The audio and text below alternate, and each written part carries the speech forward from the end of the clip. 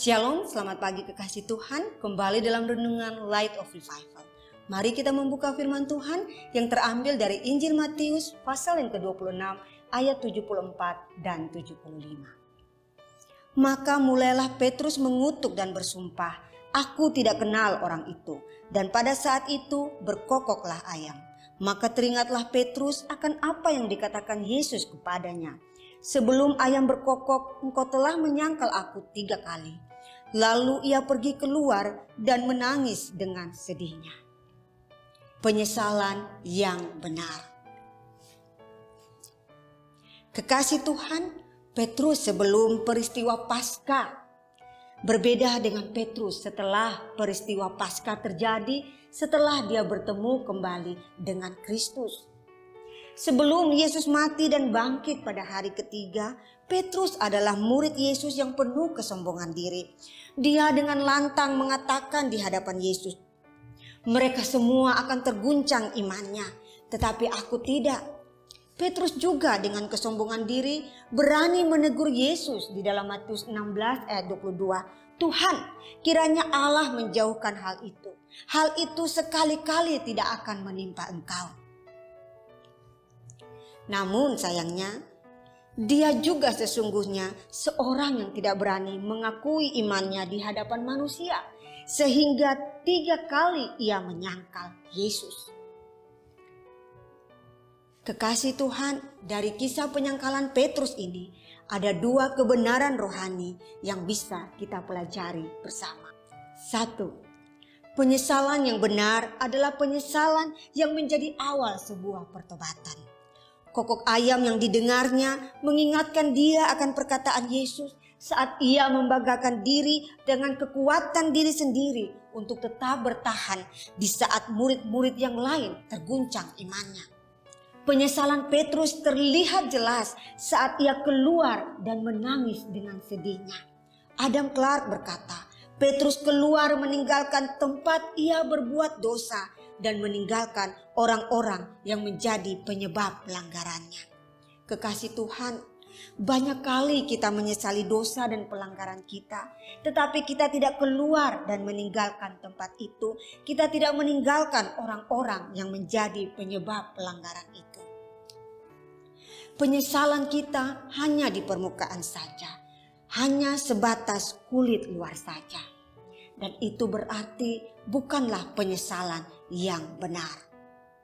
Yudas menyesal, tetapi penyesalannya pun tidak membawa pertobatan. Yang kedua, penyesalan yang benar adalah penyesalan yang membuahkan perubahan hidup. Kokok ayam menyadarkannya, ia pergi keluar dan menangis dengan sedihnya. Kekasih Tuhan, kata menangis dengan sedihnya menunjukkan penyesalan yang mendalam dari Petrus. Matthew Henry berkata, kesedihan yang mendalam ini dibutuhkan bukan untuk memenuhi keadilan ilahi, supaya Allah tahu bahwa dia benar-benar menyesal. Karena sesungguhnya lautan air mata tidak akan bisa melakukan itu. Tetapi kesedihan yang mendalam ini dibutuhkan untuk membuktikan bahwa ada perubahan pikiran yang nyata yang merupakan inti dari pertobatan.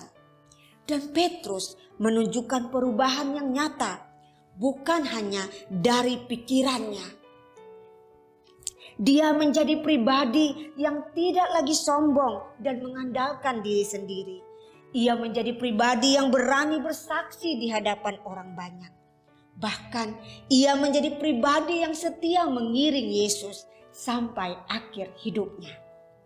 Tradisi menegaskan bahwa sepanjang sisa hidup Petrus, ia tidak pernah bisa mendengar kokok ayam tanpa berlutut dan menangis. Tangisan penyesalannya membuahkan perubahan hidup yang luar biasa yang terlihat oleh orang-orang yang hidup bersamanya.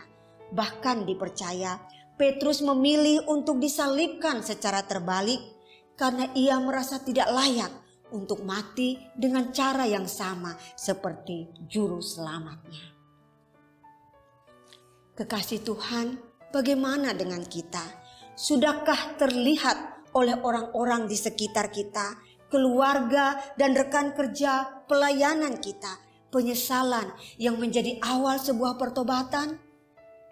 Sudahkah terlihat oleh orang-orang di sekitar kita, keluarga, rekan kerja, dan pelayanan kita, penyesalan yang berbuah perubahan hidup?